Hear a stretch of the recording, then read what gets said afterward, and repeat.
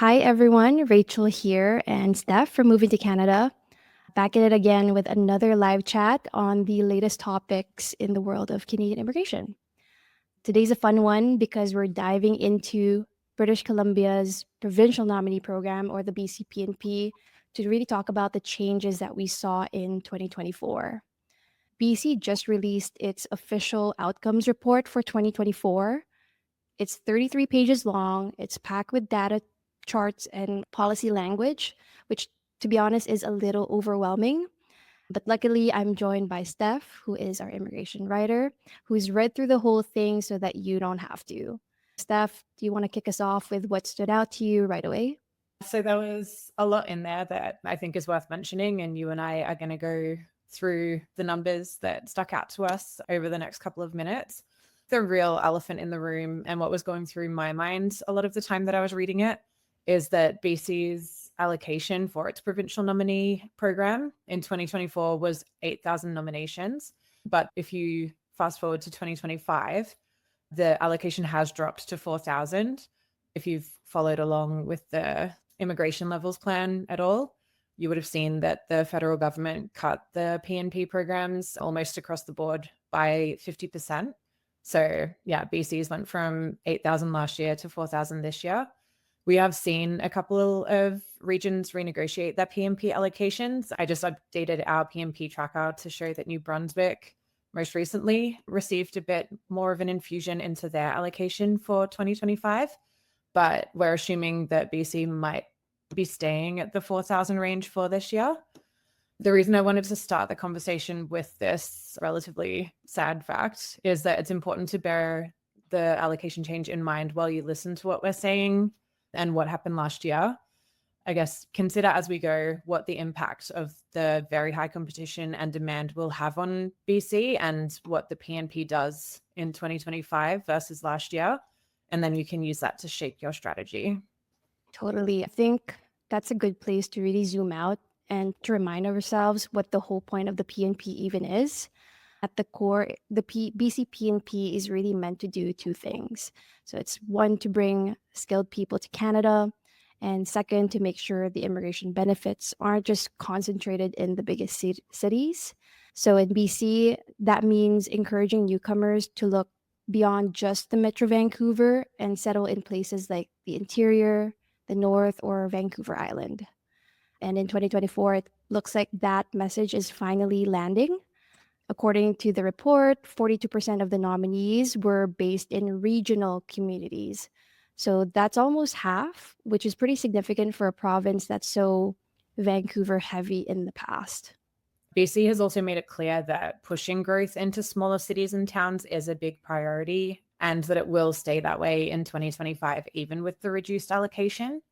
We're going to keep seeing that regional focus, including with the entrepreneur immigration program, although that makes up a pretty small amount of the PNP, as well as with where BC sends their remaining nominations this year. I guess just a reminder that regional candidates receive progressively higher points for skills immigration when they're located outside of Metro Vancouver. So there are areas close to Metro Vancouver, Squamish, Chilliwack, they spring to mind, where I believe you get 5 points for the skills immigration. And then outside of those areas, you get an additional 15 points. So you do get a points boost for not living in Vancouver. Let's dive into who actually got nominated in 2024.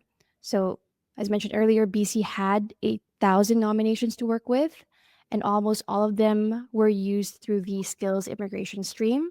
So, that includes skilled workers, international grads, postgrads, healthcare professionals, and folks applying through express entry aligned categories.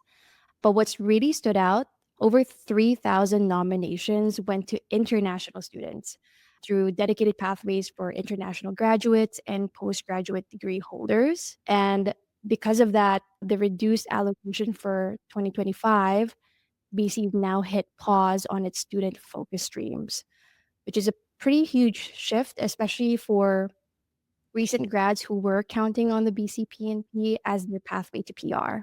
With the reduction in allocation, BC has decided to completely halt certain programs, which it was the international graduate and the international postgraduate programs. And they've also excluded certain occupations that were previously targeted, and we'll get more into that a bit later. In other words, they're really homing in on healthcare and a few select really high earners. Let's shift a bit and talk about where the nominees were coming from. According to the report, and it's no surprise here, India led the way, followed by China, the Philippines, Iran, and Nigeria. That is similar to the national trend, if I'm not mistaken, for permanent residence admissions across all categories. But it's always interesting to see how it plays out at the provincial level. By the way, for reference, in 2024, the top 5 countries for PR were India, Philippines, China, Cameroon, and Nigeria. Now, this part it really stood out to me. Let's talk about early childhood educators. Looks like they were everywhere in the data. Yeah, they were featured early and often in the reporting. There were over 1,200 nominations in 2024 that went to early childhood educators, and they made up a huge chunk of what ended up being the top occupational category, which was education, law, and social services. But yeah, there has been one change. So I guess the 2024 data shows us that ECEs dominated. It's likely that there will still be a good number of early childhood educators coming in this year, but there has been one change, and that's the removal of early childhood education assistants from the priority list. So we're yet to see what impact that will have on the overall statistics for 2025. But it may be that early childhood education and the broader category of education, law, and social services might be knocked down a little bit lower in the list this year. But if you're in that space and thinking about BC, you are still in luck if you're in one of the priority occupations, just so long as it wasn't that ECE assistant category. While we're talking about categories that dominate the occupation space, what do we have next? I believe it's tech and healthcare. I think tech only made up about 16% of skilled immigration nominees in 2024, which is a pretty sharp drop from where it was back in 2022, where it was sitting at about 33%. Meanwhile, healthcare is climbing fast. Almost 17% of nominees last year were clinical health workers. So it's pretty clear that BC is realigning its priorities. Definitely. And we can probably take a guess based on BC just about to pull the trigger on $6 million in ad campaigns to attract healthcare workers from the US to BC, that healthcare might make up an even greater share of the BC PNP in 2025 when we look at this same report, but in 12 months from now. Speaking of, let's talk about salaries. One of the big selling points in BC's push to attract healthcare workers, especially from the US, is that wages here are actually competitive. So let's talk about what people were earning. In 2024, the average wage in BC was around 71,000. But get this, the average skilled worker nominee through the BC PNP was earning almost 90 grand or 90,000. That's a huge jump.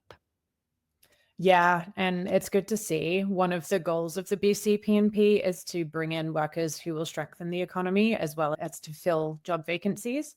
So it is encouraging to see that this is reflected in the numbers. Now, on the flip side, nominees in the entry level and international graduate streams were making less than the provincial average. But again, that's not a shock. These are people earlier in their careers or are in lower paying but in demand roles. But here's where things get really competitive, though. It's the size of the pool. At the start of 2022, there were about 3,000 people registered in the BC PNP skilled immigration system. But by the end of 2024, it was more than 8,000. But at one point, it even hit 10,000. So as you can see, there's a massive jump. And it's making sense now that BC had to scale things back for 2025 because the demand just wasn't sustainable. Yeah, the pause in the international graduate stream alone had a huge impact. I guess in November of last year, that was when we saw the drop in registration because the international graduate stream closed at that point. We don't have data yet for this year, but I think it's safe to say that the program is still under a lot of pressure given the reduced allocation and just the volume of people who are still in the pool waiting for their profile to be analyzed. I guess before we wrap things up, it's also good to shed light on the entrepreneur immigration stream that doesn't really get much attention in the headlines, but the results were honestly impressive. Over the last decade, entrepreneur nominees have created more than 1,400 jobs and invested 200 million into BC's economy. And in 2024 alone, nearly all registrants in the regional category were invited to apply. Yeah, and not to mention that nearly a quarter of those nominees went to the Caribou region. So it's proof of concept that you can attract economic immigration outside of Vancouver where there's a structure in place to support it. And yeah, this program is one place where we've continued to see draw action in 2025. So in terms of what we can expect this year versus last year, it's plugging along almost as it were in 2024. So I'm not expecting to see significant changes in the number of people who are invited and receive a nomination in this year. And this is mainly because the economic benefit to BC is there to continue this program as it is. And it's such a tiny slice of the pie anyway that really there's not too much you can do with the numbers there. So, what does this all mean moving forward? I guess from our conversation, it looks like if you're a student or skilled worker hoping to move to BC, the window is smaller this year, but it's not closed. If you're in healthcare, tech, or a targeted occupation, stay ready. But if not, it might be time to look at other provinces or category based express entry as alternate paths. And finally, for entrepreneurs, this is actually a great time to explore BC's regional pilot. The odds are still very much in your favor. So, Steph, thanks for walking us through all those points. Do you have any final thoughts? Just that, like so many of the other immigration categories at the moment, it's a hard year for BC PNP. There's extremely high competition, immigration policies a moving target, and what's going to matter most at this point is staying informed and flexible. Totally agree. Immigration policy shifts all the time, and staying informed is half the battle. So, for those watching, if you do want to keep up with everything happening in BC and beyond, make sure to subscribe to our newsletter. You could do that by heading to our website, movingtocanada.com. And on the landing page, you'll see where you can plop in your email and get started.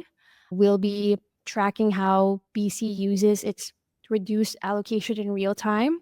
But on top of that, we'll keep sharing tips to help you navigate what's next. Thank you for watching, guys, and we'll see you in the next live chat. Bye.